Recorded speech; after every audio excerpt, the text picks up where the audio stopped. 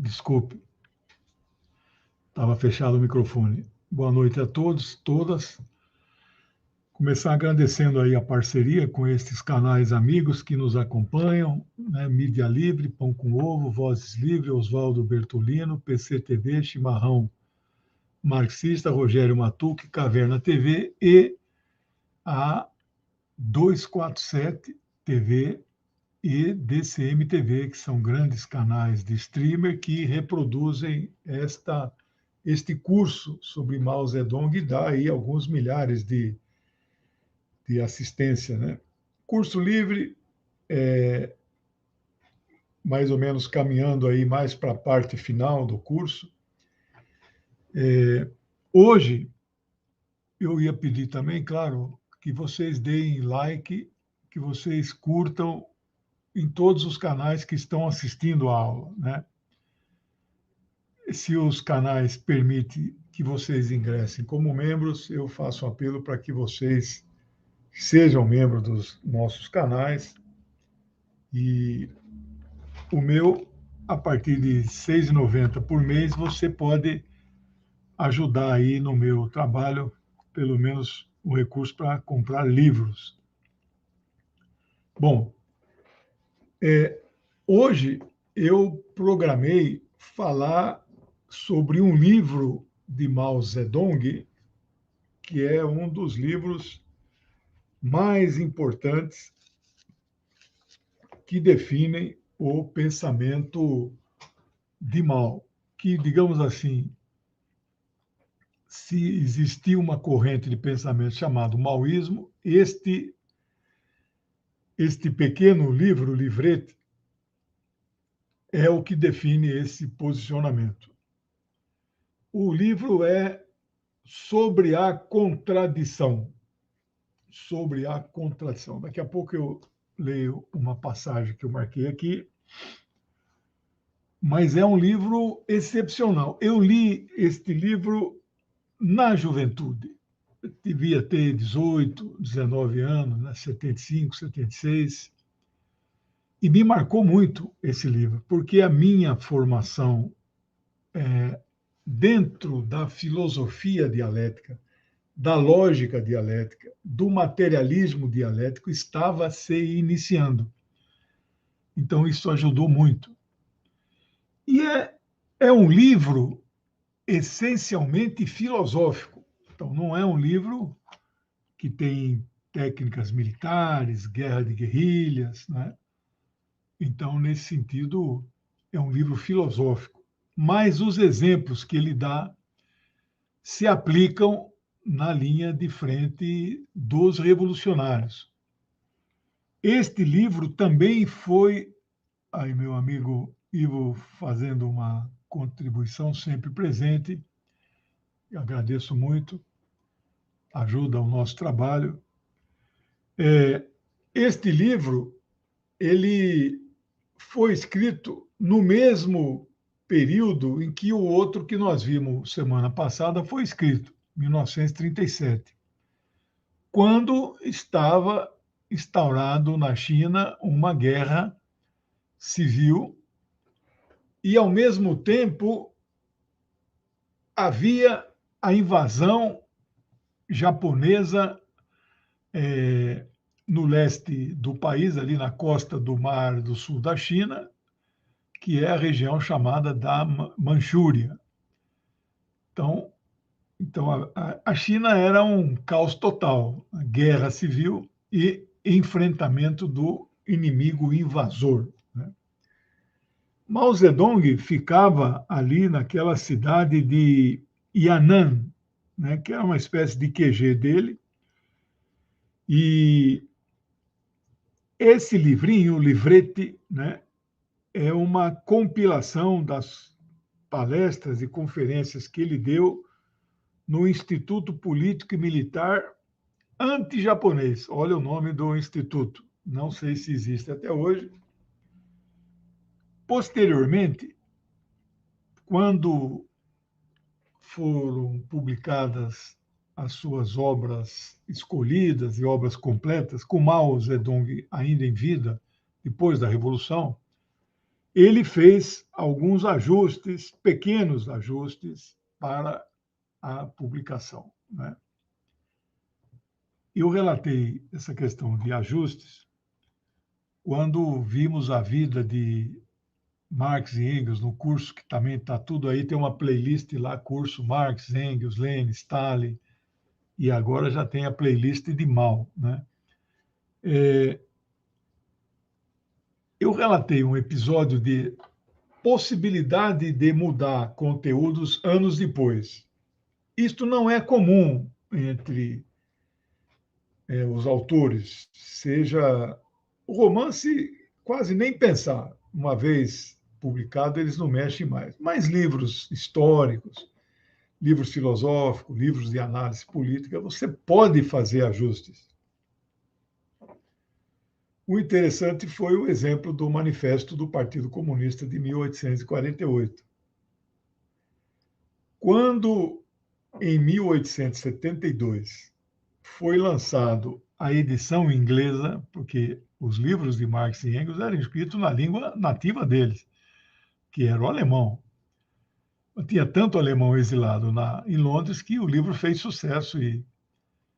Mas a tradução mesmo foi em 70. Aí, para eles fazerem um prefácio, eles mencionam que sentiram vontade de mexer em alguns trechos que já tinham ficado superados. Porque, como eu sempre disse, o Manifesto do Partido Comunista é um livro que boa parte dele é datado naquele ano revolucionário de 1848. Mas aí eles chegaram à conclusão que é melhor deixar assim, né? Mao não chegou a essa conclusão. O que se perpetuou, né? Então está aí nas obras escolhidas, é a versão modificada. Pequenos trechos, mas foi modificado. Portanto, é um texto filosófico que adota conceitos do materialismo dialético, bem como trabalha com as leis da dialética. Eu não vou poder discorrer aqui sobre essas leis, mas tem lá nas playlists quando eu falo da filosofia marxista. São 4 leis da dialética. É uma obra claramente marxista-leninista. Lenin é amplamente citado em várias passagens e este livrete pode ser encontrado nesta edição em língua portuguesa do Brasil, editado em Pequim em 1975. Em outras edições, não sei que página estão. Nesta aqui, está no tomo 1, página 525 até página 586. Então, é um livrete aí de mais ou menos 50 páginas. O livro tem 7 blocos.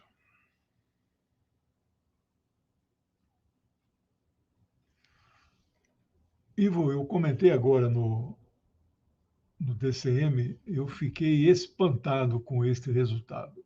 Não vou conseguir aqui também aprofundar nisso, mas não é que nós diminuímos. O último censo foi 2010, foi no governo, último ano do presidente Lula, segundo governo. E a partir disso, ocorrem aquelas, o PNAD, né? Que é a Pesquisa Nacional por Amostragem Domiciliar. Você não entrevista toda a população, só um pedaço.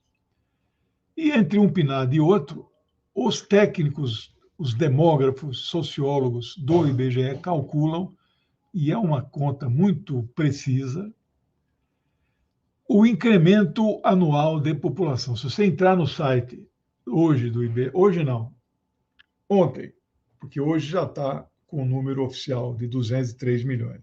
Se você entrasse ontem, eles vão dando a atualização por estimativa e projeção, e dava em torno de 212 milhões. Era a expectativa que chegássemos a isso, e não chegamos. Isso não quer dizer que diminuímos 10 milhões. Então, é isso que eu quero que você entenda. E olha, país com poucos habitantes não pode pensar em ser uma grande potência. Então, eu acho que nós temos que debater e estudar por que que isso está acontecendo. Não acho que seja a explicação só do problema econômico que as famílias não querem mais ter filhos. Vamos lá. O livro, então, tem 6 capítulos e um de conclusão. Obrigado, Sérgio, pela contribuição. O primeiro capítulo é intitulado As Duas Concepções de Mundo. Isso é o principal. Que eu sempre falei isso para quem me acompanha, para quem assistiu os outros meus cursos. Quando você responde a seguinte pergunta: o que veio primeiro, o espírito ou a matéria? Dependendo da resposta que você dá, você adotou 2 ramos da filosofia, a dialética e a metafísica. Então, estas 2 correntes filosóficas, elas impactam em 2 concepções do mundo, 2 concepções completamente distintas. E ele vai desenvolver isso. Segundo, a universalidade da contradição.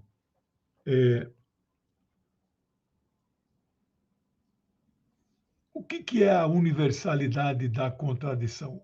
Nada na vida, na política, na economia, na natureza, nada fica sem contradição interna. Tudo tem uma contradição. Por isso, há uma universalidade na contradição. Tudo encerra dentro de si uma contradição. Né? Mas ele diz mais em relação a isso. É uma contradição do começo ao fim. Então, você está estudando aí uma instituição. Então, a contradição acompanha o tempo todo, ela não se encerra em um certo momento. Depois vamos ver o que é essas contradições. Terceiro capítulo é a particularidade da contradição. E aí, então, nesse capítulo, ele vai desenvolver, não é, como é que a contradição, que é universal, também se manifesta no particular. Né? Então, a contradição particular é relacionado com a contradição universal, geral. E cada caso é um caso. Ele dá muitos exemplos. Né? Quarto capítulo é contradição principal e o aspecto principal da contradição. Parece que é a mesma coisa, não é. Nós vamos ver daqui a pouco, mas isto é a síntese do pensamento maoísta. Né? E que eu estou de acordo, isso para mim é marxismo. Só que só ele tratou disso. Né? Lenin, Stalin, Mao, Marx, Engels, Lenin, Stalin não trataram disso em detalhes como ele tratou aqui. Não é? Então, ele não usa o termo no título secundárias, mas é o que ele quer dizer. Há uma contradição principal, não é? E existe um aspecto principal da contradição. Quando tem um aspecto principal, tem aspectos secundários. Então, tudo tem uma contradição principal e tem contradições secundárias. Por isso, a análise de cada situação é para você ver, então, qual é a contradição principal e explorar essa contradição. As secundárias você trata em outros momentos. Nós vamos ver exemplos. Quinto capítulo. A identidade e a luta dos aspectos da contradição. O que é isso? Tudo tem contradição interna, mas tudo tem dois lados, que são as chamadas luta dos contrários. Então, isso é um aspecto filosófico muito profundo. Ele dá alguns exemplos, né? Não há vida sem morte, não há alto sem baixo, não há fácil sem difícil, não há feio sem bonito, não há felicidade sem infelicidade. Estes são os dois lados de uma contradição que se encerra em todas as coisas, na natureza, nas instituições, na vida, etc. E o sexto e último, o título é O Lugar do Antagonismo na Contradição. Estes dois lados, ele vai dizer que são antagônicos, forças opostas. Né? É uma forma não única, mas é uma forma da chamada luta dos contrários. Por exemplo, classe contra classe, paz e guerra. E aí ele dá um exemplo singelo.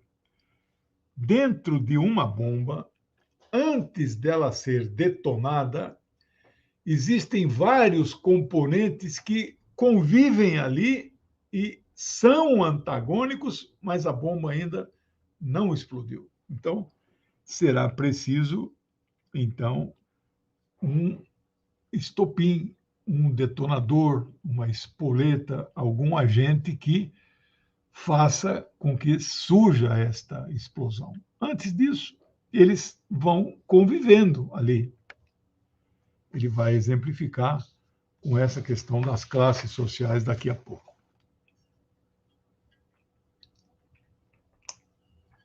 Se as aulas fossem presenciais, eu falava, tudo bem? Alguma dúvida até aqui? mas infelizmente não. Mao Zedong defende que na história da filosofia sempre existiram dois opostos, duas visões de mundo, a metafísica e a dialética. Dialética não é nova.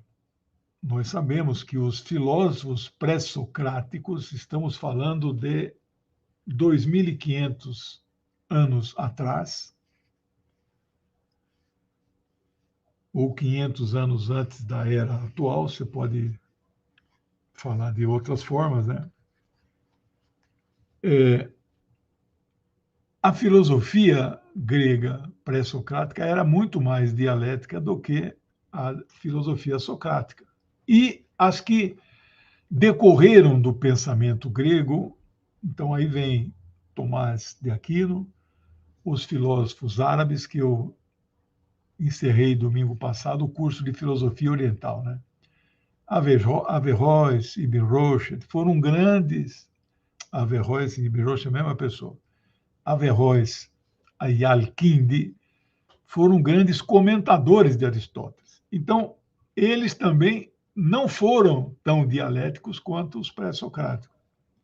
O pré-socrático mais famoso, você já até deve ter ouvido falar de uma frase que ele disse, que é o Heráclito, que não é possível a uma mesma pessoa banhar-se duas vezes no mesmo rio, porque não será mais a mesma pessoa, nem o rio é o mesmo rio, né?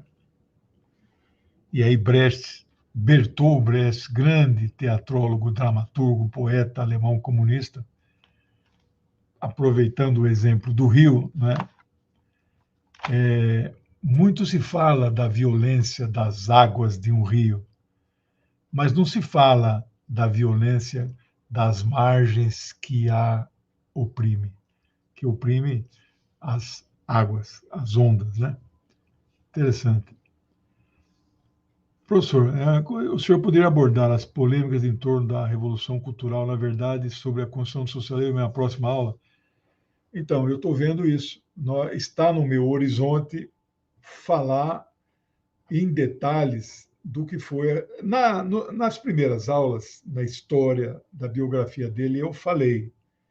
E aí eu estou, então, vendo se é o caso, seria o caso de aprofundar, você pode resgatar esse aspecto aí. Eu fui muito crítico aí àquele período, né? Ou muitos erros foram cometidos, exageros, né? Mas vamos ver, vou avaliar, porque eu queria comentar mais obras dele, né? Bom, o Mao diz que essa influência da metafísica não é só na filosofia ocidental. Ele diz e reconhece que a própria filosofia chinesa é também metafísica. E aí ele fala, e eu dei a aula do filosofia chinesa, o sistema Tao Te Ching, né? É um chamado livro de mutações, previsões, né? Ele diz que nesse livro há uma passagem que fala: o céu é imutável, imutável é o tal. Isto é a essência do pensamento filosófico metafísico que os senhores feudais usaram muito tempo, séculos, para alienar o povo. Quem pensa desta maneira, o que tem por detrás de uma frase como essa?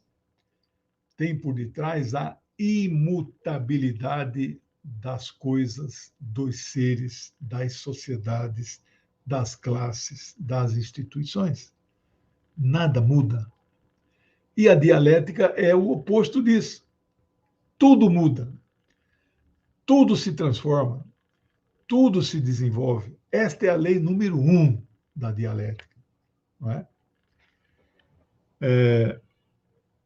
Então, por detrás também disso, existe uma outra lei da metafísica que nós combatemos, que é a seguinte questão: para os metafísicos, o mundo não é conhecível.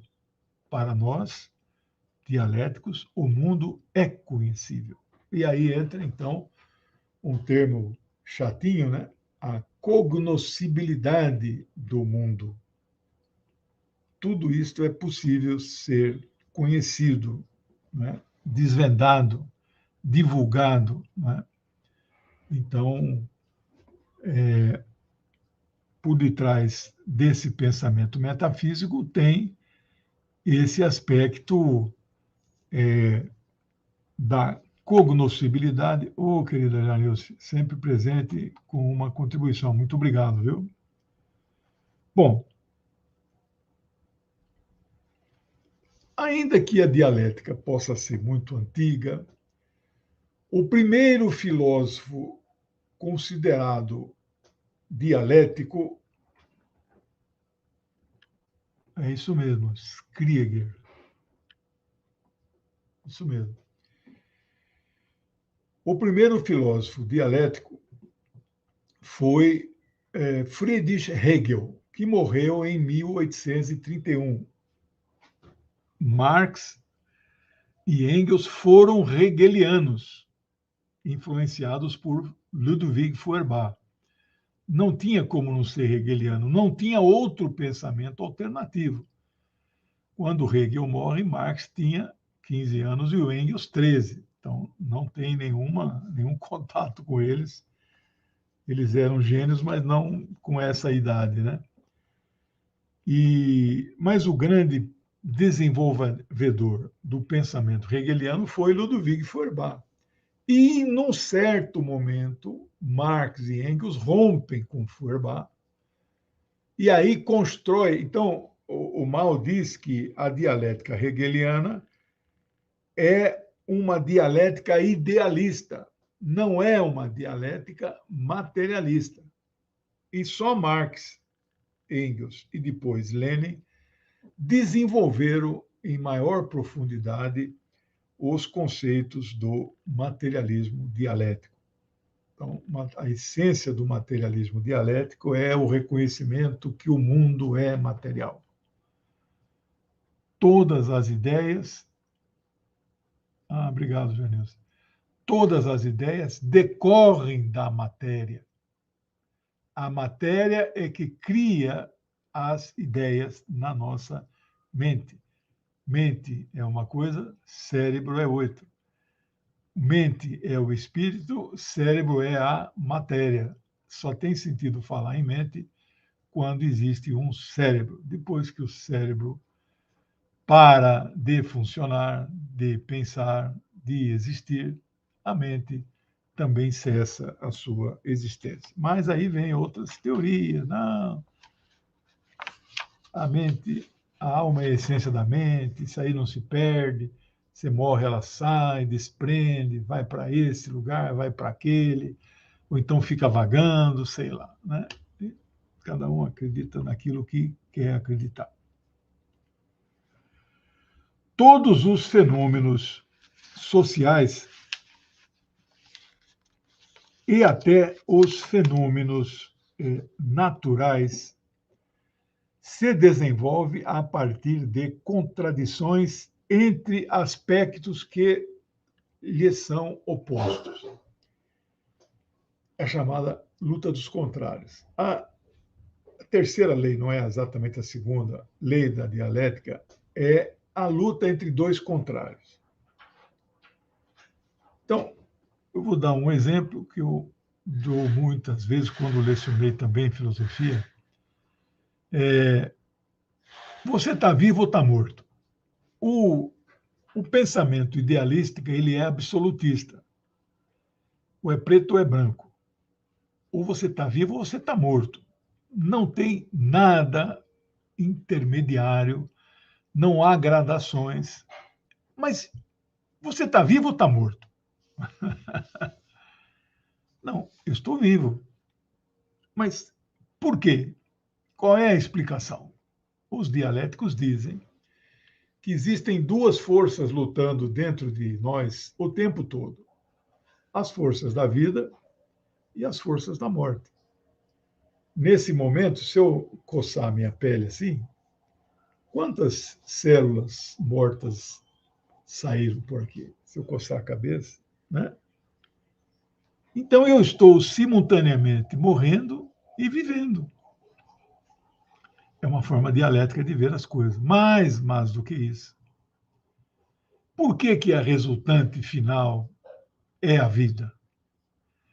Porque as forças da vida são maiores do que as forças da morte. Vai chegar em algum momento, seja por idade, seja por doença, que as forças da morte serão maiores e aí as forças da vida darão lugar, perderão a batalha e prevalecerá a morte. Ainda assim, não é uma morte absoluta, porque vai haver uma transformação do seu corpo em outros seres. Né?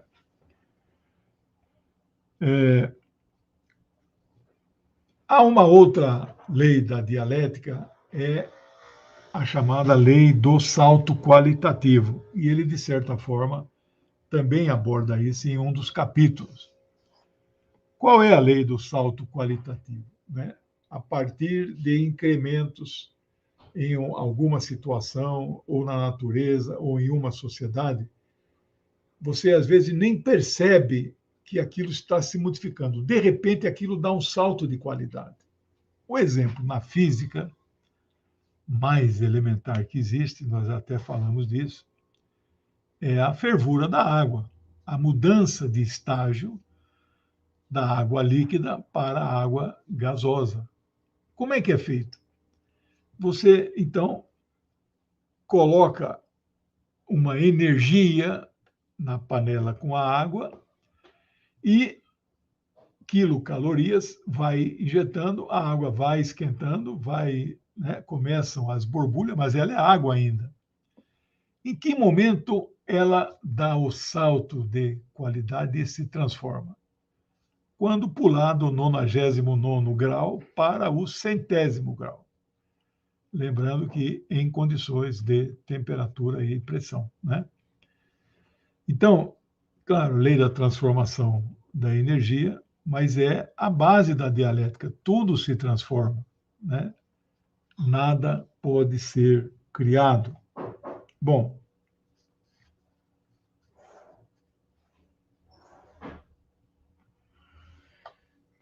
Então, o pensamento maoísta procura identificar a contradição principal em tudo. E as outras contradições que você vai perceber que existem, elas passam a ser contradições secundárias, na qual eu não vou tratar ao mesmo tempo, porque isso vai... Obrigado, amor. Hora do café na caneca marxista. Mandei fazer mais. Está à disposição na lojinha lá.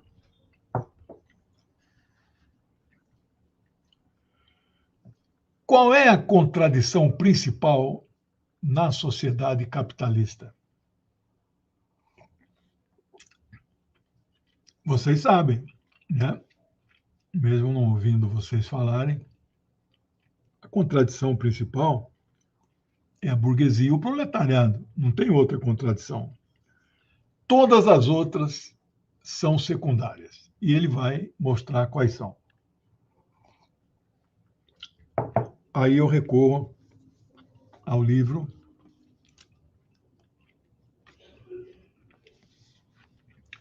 página 539. Presta atenção. Vou ler inteiro.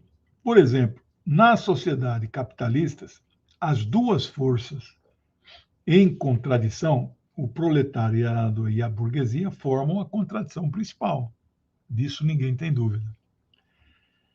As outras contradições, por exemplo, contradição entre os restos da classe feudal e a burguesia, contradição entre a pequena burguesia camponesa e a burguesia, contradição entre o proletariado e a pequena burguesia camponesa, contradição entre a burguesia liberal e a burguesia monopolista, contradição entre a democracia e o fascismo no seio da burguesia, as contradições entre os países capitalistas e as contradições entre o imperialismo e as colônias, todas estas contradições, que podem ser chamadas de secundária, são decorrentes e sujeitas à influência da contradição principal. Se a principal não for resolvida, as secundárias não serão, né? Então, nós temos, isso é fundamental, é filosofia, mas um dirigente revolucionário tem que saber isso, né? Por exemplo, a tática nossa, né? O que é que os comunistas dizem sobre a realidade hoje? É possível fazer a revolução? Não, não é possível. Você tem que acumular forças. Bom, mas para acumular forças, você tem que fazer alianças até com setores da sociedade que mais ali na frente poderão vir a ser nossos adversários ou até inimigos, né? Ah, isso aí é conciliação de classe, né? Eu não aceito, eu vou lutar contra o capitalismo e vou falar do socialismo e vou pregar a revolução armada. Tem grupos que fazem isso. Você sabe quais as correntes que pregam dessa maneira, não é? Os marxistas-leninistas, a dialética não diz isso. Então, por exemplo, existe um tipo de burguesia que é a burguesia não associada ao capital internacional.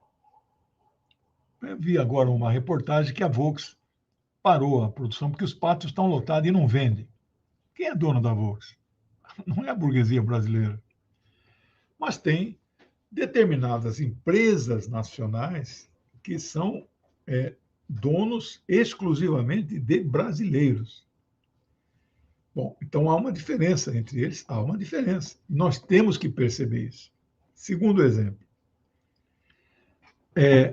hoje tem um setor da burguesia, meu amigo Guilherme, prestigiando a aula aqui. Obrigado, camarada. Há um setor da burguesia, nós sabemos hoje que às vezes você ganha mais dinheiro aplicando o seu dinheirinho, aí não é capital, não é?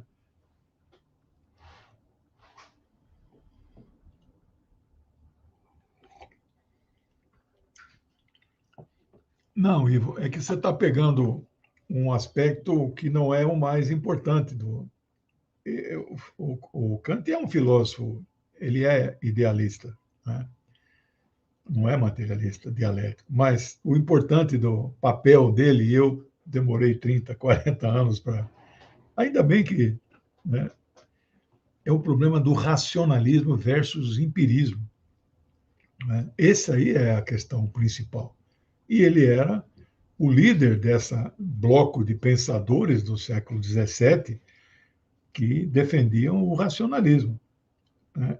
Então, a verdade e a razão, a verdade vem da razão, né? Da racionalidade. Outros diziam não, não, isso aí não tem nenhuma participação da mente humana. Você tem que ver na prática lá, fazer a experiência empírica. Deu certo, deu. Não deu, não tem nada de racionalidade. Então, esse é um aspecto importante do Kant, né?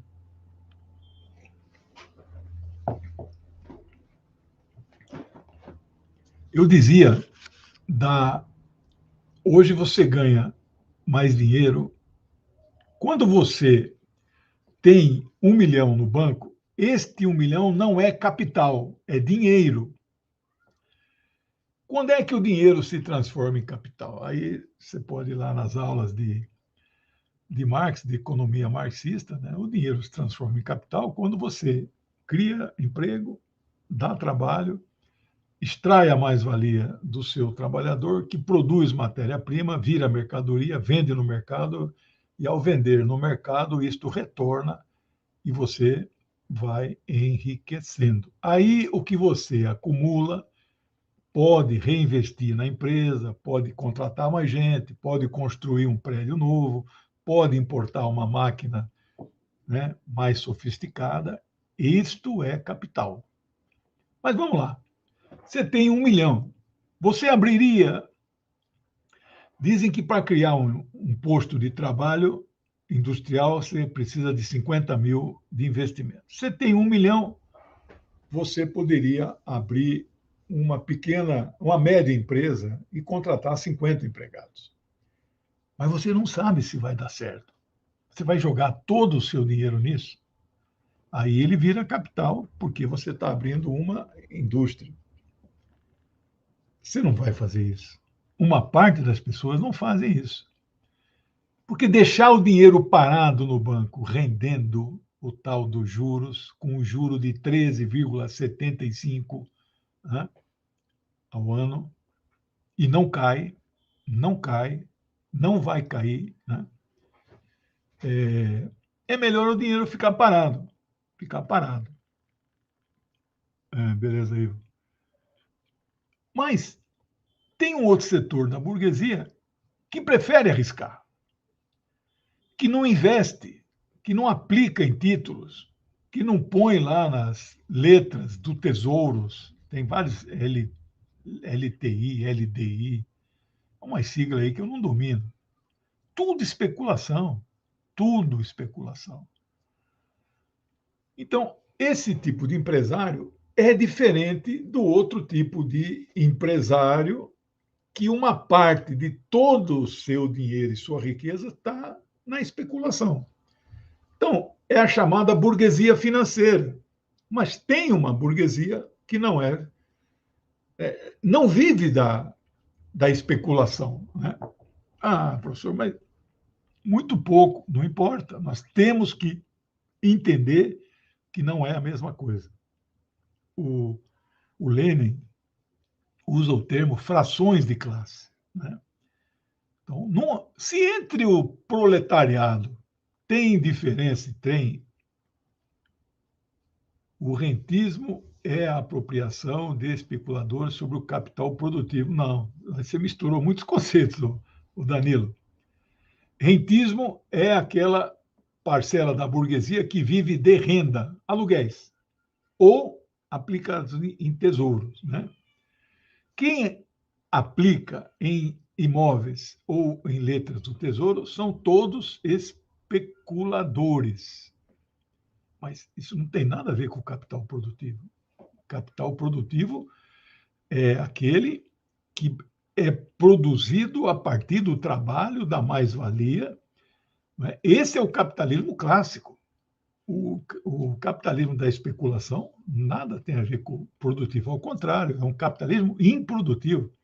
Aliás, não dá nem para chamar improdutivo. Tem uma amiga aqui na cidade que ela herdou, ela e o irmão dela herdaram 50 imóveis do pai, que já morreu faz tempo.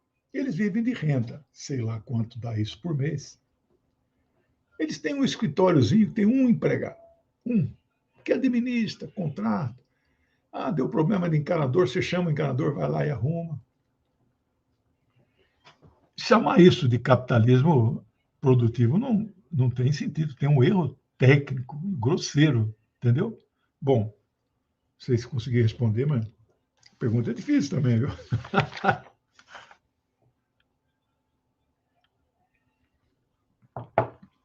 Nós estamos caminhando para o final, grande finale dessa grande obra do pensamento maoísta. Meu amigo Wagner Campanello, que eu acho que já colocou aqui suas reflexões, mandou para mim um texto. Eu li, não deu assim ainda para... Mas esses textos que o Wagner está colocando, eu provavelmente vou publicar como um anexo no futuro livro, né? Bom, e aí, a partir desta grande passagem da obra, Mao diz que, então, a contradição central do capitalismo, em certa circunstância, até esta contradição principal pode se modificar. Aí é que os trotskistas, os idealistas, os que se dizem revolucionários, mas não são materialistas, aí que pira, né? Pô, o cara me convenceu que tem uma contradição principal e essa pode mudar? Pode.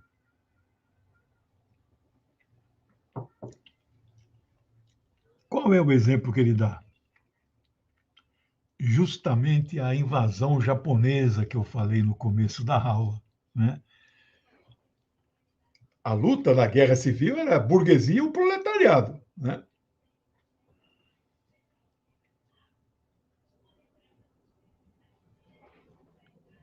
Eu sei das ações da Petrobras.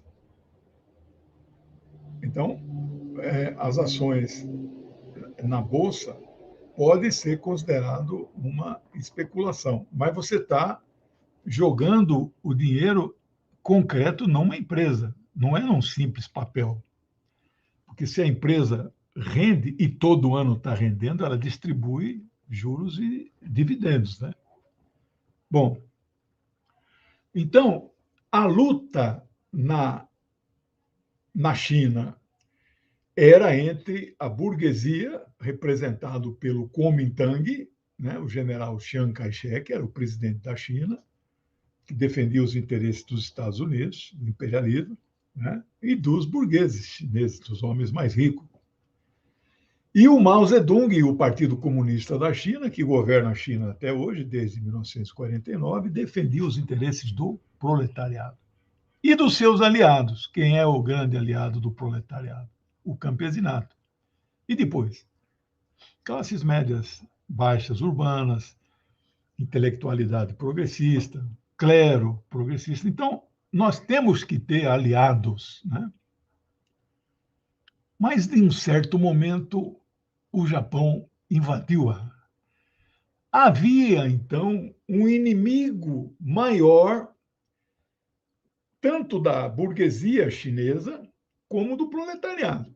Então, aquilo que era a contradição principal, que era burguesia versus proletariado, passa a ser uma contradição de menor dimensão, secundarizada momentaneamente, porque a contradição principal passa a ser do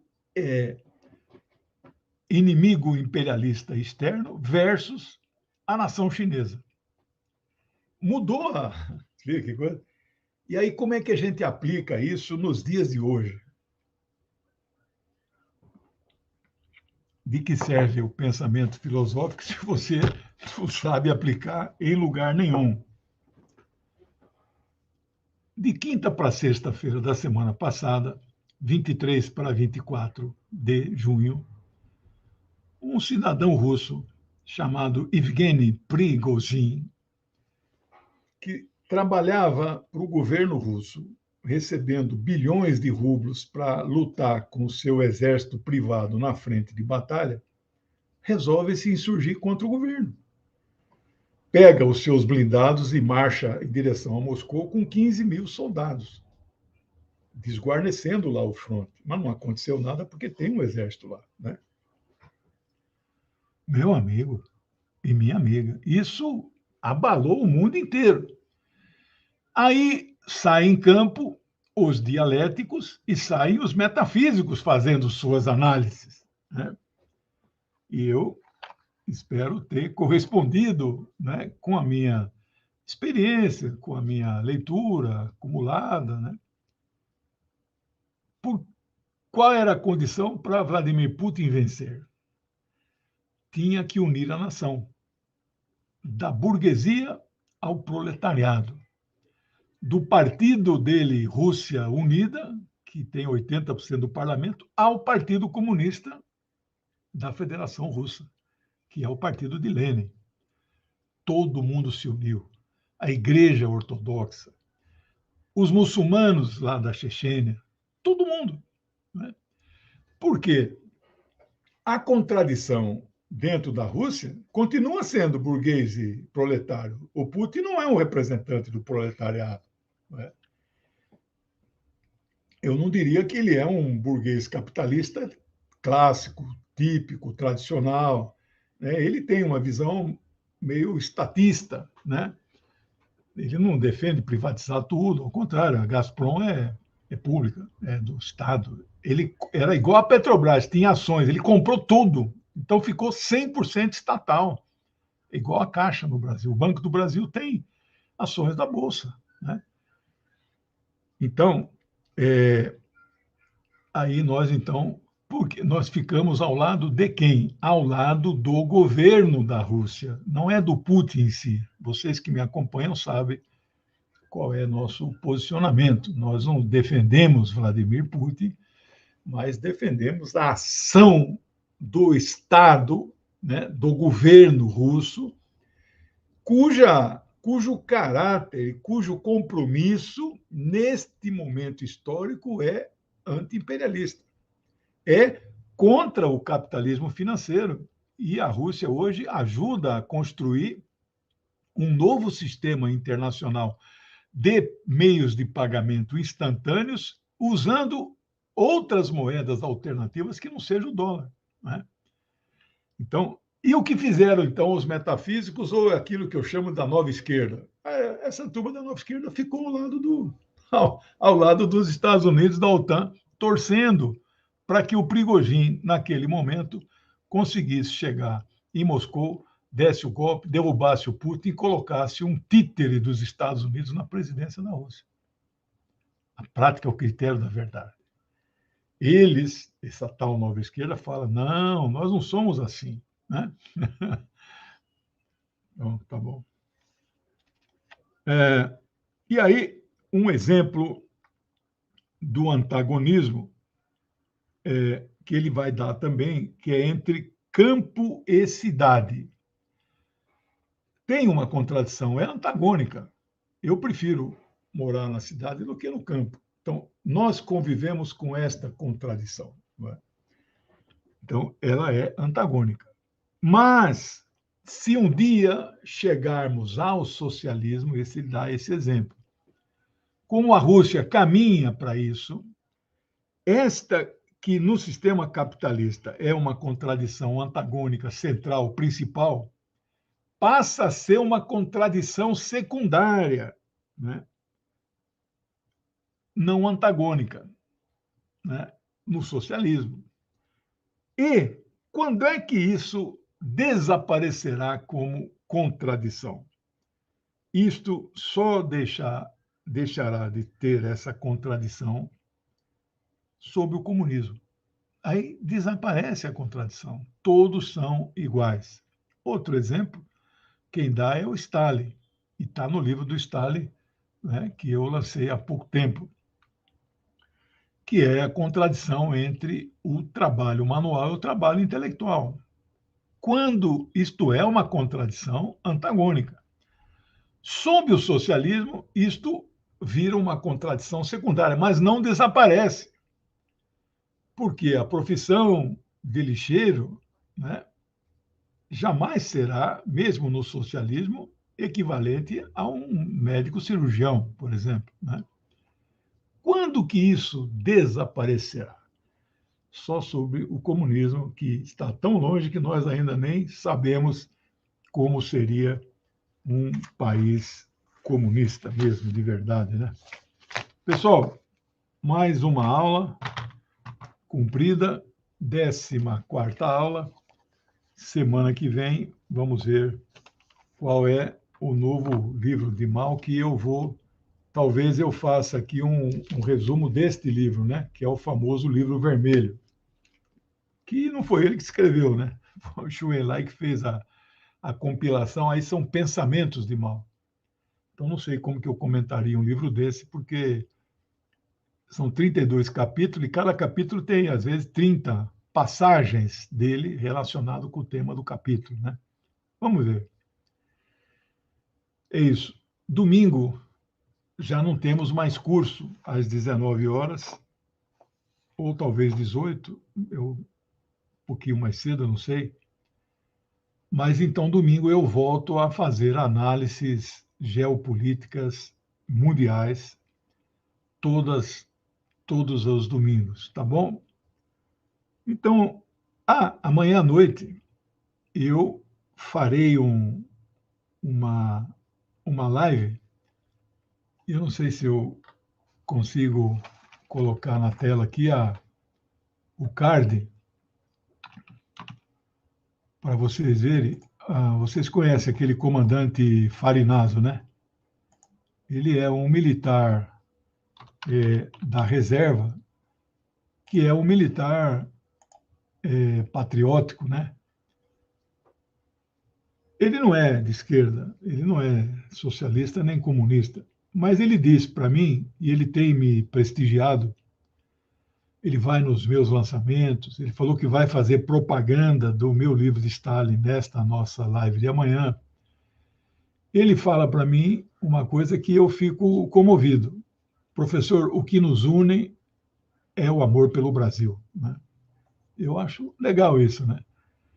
Então, ele bolou esse título que eu concordei com uma pequena ressalva, né? Nem todo mundo sabe o que é o movimento chamado rock no xadrez, né? É um movimento muito importante de proteção aí ao rei, que você bloqueia o cantinho ali com torres e peões, né? Putin versus Prigozhin, o rock de xadrez na Belarus. Está todo mundo indo para lá, né? Então, convido vocês, vai ser transmitido no meu canal e no canal do comandante, chama Canal Arte da Guerra. E os meus amigos dos 10 canais parceiros também vamos fazer a transmissão simultânea, tá bom? É isso, pessoal. Bom resto de semana para vocês. Até amanhã à noite. Um beijão. Tchau, obrigado.